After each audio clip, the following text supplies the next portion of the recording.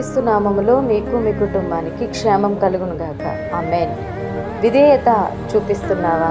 ధైర్యం తెచ్చుకొనుము, యేసు నిన్ను పిలుచుచున్నాడు. మార్కు సువార్త 10:49.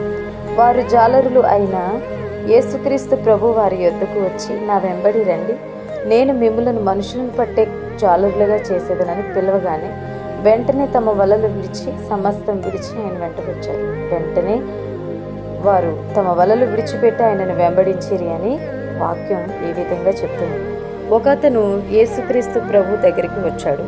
ఆయన చేసిన మహత్కార్యములను, ఆశ్చర్యకార్యములను చూశాడు. ఆయన పంచిపెట్టిన రొట్టెలను తిన్నాడు. ఈయనతో ఉంటే ఇక జీవితము సాఫీగా సాగిపోతుంది, నెమ్మదిగా ప్రశాంతంగా జీవించవచ్చేమో అని ఆలోచించాడు.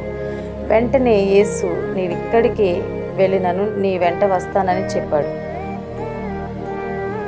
కానీ అతని హృదయాన్ని గుర్తెరిగిన యేసుప్రభు, ఆయన నాకు తలవాల్చుకోవడానికైనా ఈ లోకంలో స్థలం లేదని చెప్పారు. అందుకు యేసు నక్కలకు, బొరియలను, ఆకాశ పక్షులకు నివాస స్థలములను కలువుగాని మనిషి కుమారునికి తలవాల్చుకున్నట్టుకైనను స్థలం లేదని ఆయనతో చెప్పడం జరిగింది.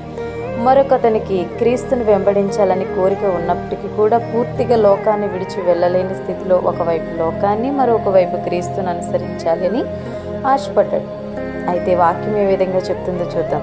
మరి ఒక్కతడు, ప్రభువా, నీ వెంట వచ్చేదను గాని నా ఇంటనున్న వారి యొద్ద సెలవు తీసుకుని వచ్చుటకు మొదట నాకు సెలవిమ్మని అడుగగా, యేసు నాగటి మీద చేయి పట్టి వెనుకకు చూచు, వాడెవ్వడును దేవుని రాజ్యమునకు పాత్రుడు కాడని వారితో చెప్పింది. ఓ విశ్వాసి, క్రీస్తు కూడా మనల్ని పేరు పెట్టి పిలిచి రక్షించారు. తనకు సాక్షిగా బ్రతకమని, శిలువ సువార్త ప్రకటించమని, తన గుణాతిశయములను ప్రచురించమని పిలిచారు కదా. మరి నీవు నేను ఎలా ఉన్నాం? సమస్తము నీవు విడిచి వచ్చామా? దేవుడు ఇచ్చే దీవెనలు, ఆశీర్వాదములను కోరుకుని అపేక్షించి క్రీస్తుని వెంబడించాలని ఆశపడి ఆయన యొద్దకు వచ్చామా? దేవుని రాజ్య సువార్త ప్రకటించక, దేవునికి విధేయత చూపక సాకులు చెప్తూ జీవిస్తున్నామా?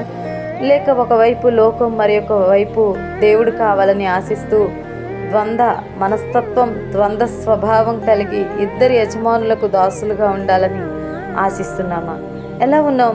మన విధేయత ఎలా ఉన్నది? దేవుని పిలుపుకి సంపూర్ణంగా విధేయతను చూపిస్తున్నావా? లేక అసంపూర్ణమైన విధేయత కలిగి ఉన్నావా? ఒకసారి మనల్ని మనం పరీక్షించుకుందాం. God bless you all. దేవుడు మిమ్మల్ని, మీ కుటుంబాన్ని దీవించి ఆశీర్వదించును గాక. ఆమేన్. లైక్ చేయండి, షేర్ చేయండి, సబ్స్క్రైబ్ చేయండి.